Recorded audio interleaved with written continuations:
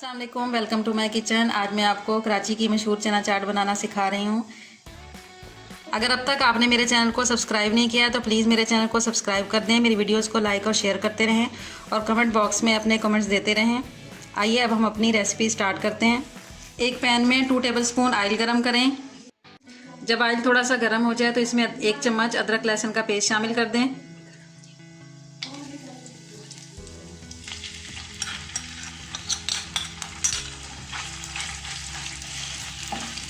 अदरक लहसुन का पेस्ट शामिल करके इसको हल्का सा भून लें।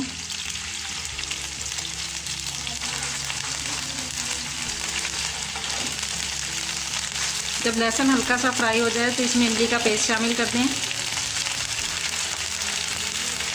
इमली को थोड़ी देर भिगोकर इसका पेस्ट बना लें, गुठलियाँ अलग कर लें।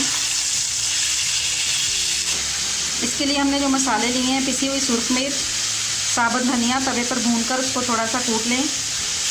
साबुत सफ़ेद ज़ीरा, इसको भी तवे पर भूनकर बारीक पीस लें। थोड़ा सा चाट मसाला, कुटी हुई सुर्ख मिर्च, 1 चुटकी हल्दी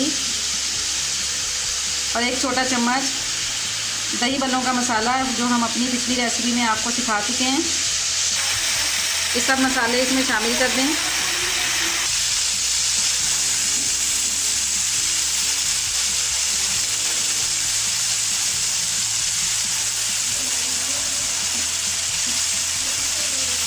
जब मसाला भून जाए और किनारे छोड़ने लगे तो इसमें चने शामिल कर दें। चनों को मैंने नमक डालकर उबाल लिया था।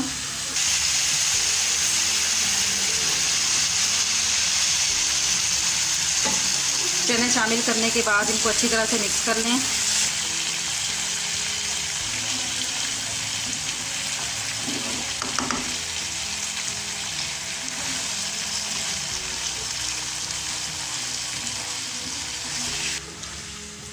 चनों को मिक्स करने के बाद इसमें बारीक कटा हुआ हरा धनिया, बारीक कटी हुई प्याज, हरी मिर्चें और बारीक कटे हुए टमाटर, ये सब शामिल कर दें।